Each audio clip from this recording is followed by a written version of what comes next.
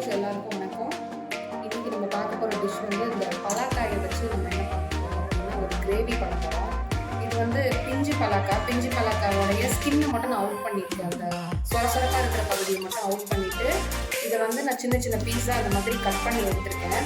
இந்த கட் பண்ண பீசஸை என்ன பண்ண போகிறோன்னா கொஞ்சமாக தண்ணி ஊற்றி ஒரே ஒரு விசில் விட்டு எடுக்க போகிறோம். ஒரே ஒரு விசில் மட்டும் விட்டு குக்கரில் எடுத்துட்டோம்னா நம்மளுடைய தேவையான சிக்கன் வந்து சிக்கன் பீஸ் வந்து ரெடி ஆகிடும். இது வந்து பிஞ்சு பலாக்கா தான்.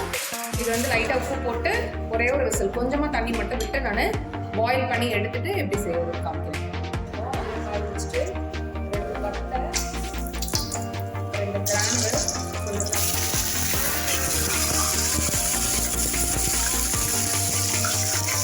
இதெல்லாம் வதங்கும்போது நாலு பச்சை மிளகா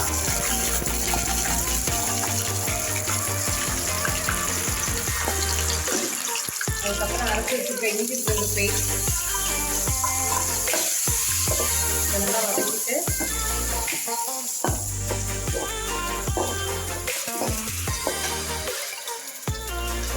நல்லா இஞ்சி பூண்டு பேஸ்ட் ஸ்மெல் வர அளவுக்கு வதக்கிக்கோங்க. வதக்கிட்டு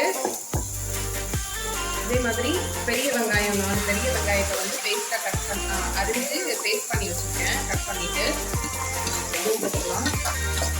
இப்போ உங்களுக்கு வந்து வதக்கும் போதே நல்லா ஸ்மெல் வரணும். ஃப்ளேவரை நல்லா அந்த பச்சை வாசனை போகிற அளவுக்கு வதக்கிட்டிங்கன்னா நமக்கு வந்து கிரேவி வந்து ஈஸியாக ரெடி ஆகிடும். நான் இப்போ இதில் ஏற்கனவே வந்து பலாக்காயை வந்து பாயில் பண்ணி கட் பண்ணி வேக வச்சு எடுத்து வச்சுருக்கேன் நான். இது ரெண்டுத்தையும் நல்லா வதக்கிட்டு அதுக்கப்புறமே நம்ம வேக வச்சுருக்க பலாக்காயை அதில் போட்டு எடுத்தோம்னா நம்மளுடைய வெஜ்ஜு சிக்கன் கிரேவி வந்து ரெடி ஆகிடும். வெங்காயம் கொஞ்சம் நல்லா அந்த பச்சை வாசனை போகிற அளவுக்கு வதங்கட்டும். வதங்கினதுக்கப்புறம் தக்காளியும் பேஸ்ட் பண்ணி வச்சுருக்கேன். அதை நான் 2 பெரிய தக்காளி எடுத்துருக்கேன். அந்த பெரிய தக்காளியும் போட்டுட்டு எல்லாத்தையும் நல்லா வதக்கணும்.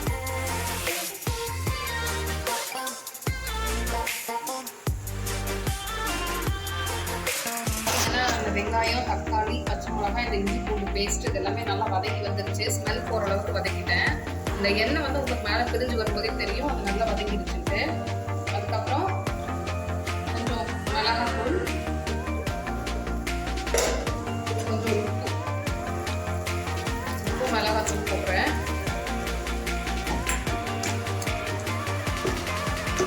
இதுவும் நல்லா அந்த ஸ்மெல் போகிற அளவுக்கு வதங்கணும். இது வந்து நான் ஏற்கனவே பாயில் பண்ணி எடுத்து வச்சுருக்கிற பலாக்கா பிஞ்சு பலாக்கா. இது பார்த்தீங்கன்னா இப்போ பார்க்கறதுக்கே உங்களுக்கு கொஞ்சம் மஞ்சள் உப்பு போட்டு ஒரே ஒரு விசில் குக்கரில் விட்டு பாயில் பண்ணி எடுத்திருக்கேன். இது பார்க்கும்போதே தெரியும் உங்களுக்கு நல்லா சாஃப்டாக இருக்கும். இது வந்து ரொம்ப நேரம் இதுக்கு மேலே நம்ம குக் பண்ண வேண்டியதில்லை. இந்த கிரேவியை செஞ்சுட்டு இந்த கிரேவிக்குள்ளே இதை அப்படியே போட்டு ஒரு 5 மினிட்ஸ் க்ளோஸ் பண்ணி எடுத்தோம்னா நம்மளுடைய வெஜ்ஜு சிக்கன் கிரேவி வந்து ரெடி ஆகிடும்.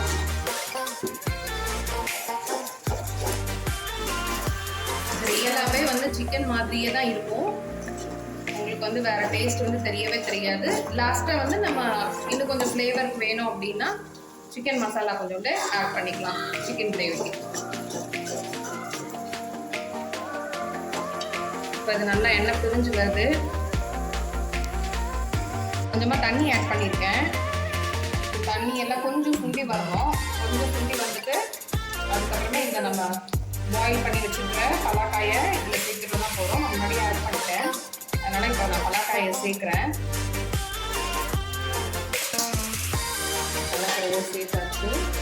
ரொம்ப கிண்ட வேணாம். இது ஏற்கனவே நீங்கள் வந்து பாயில் பண்ணி வச்சுருக்கிறதுனால ரொம்ப கிண்டனிங்கன்னா உடஞ்சி போயிடும். அதனால ரொம்ப கிண்டாமல் லைட்டாக அப்படியே கிண்டி விட்டுட்டு ஒரு 5 மினிட்ஸ் அப்படியே க்ளோஸ் பண்ணி வச்சுட்டு இதில் கொஞ்சமாக சிக்கன் மசாலா போட்டோம்னா நம்மளோட வெஜ்ஜு சிக்கன் கிரேவி ரெடி. நான் இன்றைக்கி இது வந்து சப்பாத்திக்கு பண்ணுறேன்.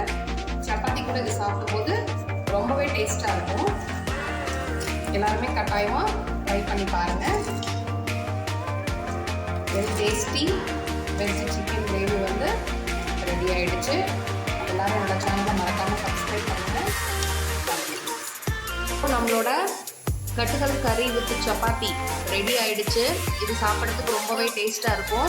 கட்டாயமாக எல்லாருமே ட்ரை பண்ணுங்கள். அதுக்கப்புறம் இதை வந்து சிக்கன் வெஜ் குருமா அப்படின்னும் சொல்லலாம்.